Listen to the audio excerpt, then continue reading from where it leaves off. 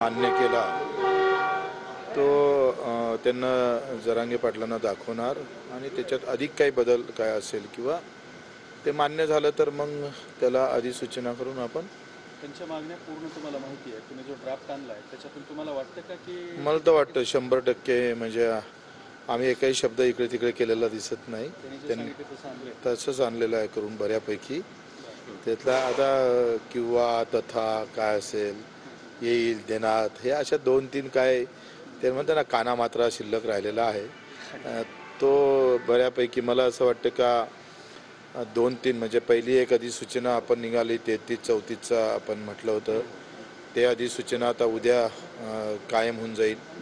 तो नियम आपला झाला. पुन्हा एक आजपासून ते लागू होईल आणि आता एक नवीन अधिसूचना आपण अधिक पुन्हा त्र्यंबकेश्वर किंवा राक्षस भवन किंवा जे काही देवी अशा ज्या काही देवीच्या लसीकरण झालं त्या नोंदी सगळ्या समाजासाठी उपयुक्त म्हणजे एकाच समाजासाठी नाही तर त्या नोंदी ह्या इतरही समाजात कशा उपयुक्त ठरेल ते पण म्हणजे आता आपण 2 झालं आहे. एक तर पुरावे म्हणून काय पकडावे ते एक आणि दुसरं सगळे सोयरे म्हणजे काय नेमकं कोणाला ते दोन्ही गोष्टी त्यांनी ज्या सांगितल्या आणि आता आम्ही विभागीय आयुक्ताकडे जातोय. मला वाटतं आज जिथे जिथे नोंदी सापडल्या असेल भेटल्या असेल त्या गावात त्याची यादी लागणे भाषांतरित करून यादी लागणे आणि तिथे कॅम्प म्हणजे जरांगे साहेबांनी सांगितलं होतं त्या पद्धतीनं ते कॅम्प वगैरे सगळं नियोजन झालेलं आहे. मला वाटतं ते कॅम्प सुरू झालेले आहे.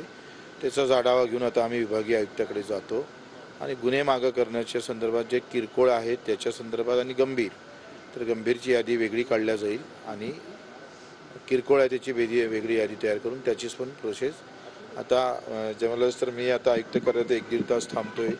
सगळा आढावा घेतो IG आणि आयुक्त आणि कलेक्टर असं मिळून त्याला काय झालं आहे की निर्णय घेतले गेले पण खाली जे पाहिजे होतं जो प्रभाव खाली जे कारवाई व्हायला पाहिजे होती ते पाहिजे त्या प्रमाणात झाली नाही. हे जरांगे पाटलांचं म्हणणं अगदी बरोबर होतं. त्यावर आता आम्ही दर 3-4 दिवसांना येऊन प्रत्येक जिल्ह्याला जाऊन त्याचा आढावा घेऊन त्याला व्यवस्थितपणा कसा आणता येईल आणि ज्याच्या नोंदी सापडल्या त्यांना जातीचे दाखले अधिक गतिमान पद्धतीने कसं देता येईल याचा एक आपण प्रयत्न सगळे सोयरे या शब्दावरती अडकलंय सगळं. मला असं वाटतं आता त्याच्यासाठी आम्ही पाटील साहेबांकडे जातो आहे कारण आता हे सगळं केल्यावर त्यांच्या डोक्यात काय आहे किंवा त्यांच्यामध्ये अधिक काही या संदर्भात कसं आहे आखरी ते समाजाचं भलं व्हावं या दृष्टिकोनातून हा प्रश्न आहे आणि त्यामध्ये काही प्रत्येक गोष्टी आम्हाला माहीत नाही पण त्यातून अधिक काही आपण मदत कशी होता येईल तो पाहू.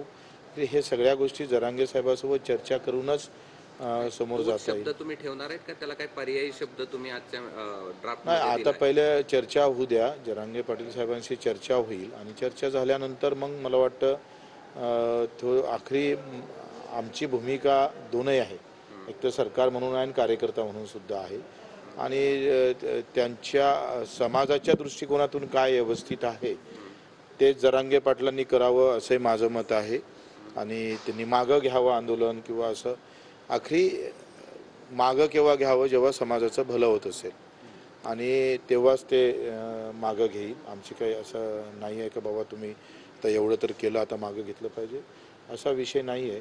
आज तुम्ही जो ड्राफ्ट घेऊन जात आहात तो घेतल्यानंतर किंवा तो वाचल्यानंतर आंदोलन किंवा मुंबईला जाण्याचा जो निर्णय तो मागे घेतील असं तुम्हाला वाटतं का? मला वाटते ह्या वाटते का नाही वाटत काय इतका तर तज्ज्ञ मी नाही आहे. आखरी त्यांनी ते वाचून काय निर्णय घेते तो त्यांचा निर्णय आहे. ते त्यांच्या कुटुंबातला एक बी माणूस म्हणला नाही की मला नेता व्हायचंय. आमचा जीव गेलाय नेता व्हायचं एक बी नाही म्हणलं. उलट त्यांची अशी अपेक्षा आहे आमचा जीव गेलाय आमच्या नवऱ्याचा गेलाय आमच्या भावाचा गेला आमच्या त्यांना विश्वासात घेऊन आणि सगळा समावेशक जिथं कुठल्याही अडचण निर्माण होणार नाही या सगळ्या दृष्टिकोनाचा विचार करून त्यात जरांगे पाटलांची जी काही समाजाची मागणी आहे त्यालाही कुठं बाधा येणार नाही या सगळ्या गोष्टीचा विचार करून 3-4 घंटे आपण प्रत्येक शब्दानं शब्द आपण त्याच्यात पाहिलेला आहे आणि त्याच्यात मला वाटतं का समाधान होईल. आता विभागीय आयुक्तासोबत जी बैठक आहे त्यामध्ये कोण कोण सहभागी होणार आहेत आणि काय विषय आहेत? आता मी सध्या सगळे जिल्ह्या या विभागाचे सध्या तरी मराठवाडा, नंतर आपण सचिव स्तरावर पूर्ण विभागीय आयुक्ताच्या बैठकी म्हणजे मराठवाड्याच्या बाहेर जे काही इतर विभागामध्ये जे काही नोंदी सापडल्या त्या संदर्भात, आणि आत्ता मराठवाड्यापुरतं म्हणजे जे काही 8-9 कलेक्टर आहेत त्यांच्यासोबत SP आणि IG आणि आयुक्त असं एकंदरीत आपण बैठक घेऊ. बरं, आता मनोज रंगेंनी सरकारवरती गंभीर आरोप केलेले आहेत. आंदोलनाला गालबोट लावण्याचे सरकारचे प्रयत्न सुरू आहेत. काही लोक आंदोलनात घुसवण्याचा त्यांचा प्रयत्न सुरू आहे. सरकारकडे 2च पर्याय आहेत, एक आरक्षण द्यावं लागेल, नाहीतर 6 कोटी मराठ्यांची हत्या करावी. मला वाटतं असं एकनाथ शिंदेजीनं जो काही पवित्र उचललेला आहे, तुम्हाला माहीत आहे का, इथे 40 ते 45 दाखले फक्त मिळत होते. आज तिथं 12,000 जातीचे दाखले एकंदरीत आत्तापर्यंत भेटले. मला माहीत आहे का तो आकडा फार मोठा नाही आहे, समाधान करणारा नाही आहे, परंतु पूर्वीपेक्षा ते जास्त आहे. एकंदरीत आपण जर आता विचार केला तर शिंदे समिती असेल आणि त्यानंतर काही जे काही उपाययोजना शिंदे साहेबांनी केलेल्या आहे त्या मारण्यासाठी निश्चितच केल्या नाही, त्या जगवण्यासाठीच केलेल्या आहे. आणि जरांगे साहेबांनी सुद्धा जरांगे साहेबांना सुद्धा ते माहीत आहे का असं होणार नाही. शिंदे साहेबाच्या भूमिका अतिशय सकारात्मक आहे आणि सकारात्मकच याच्यातून चांगला मार्ग निघेल.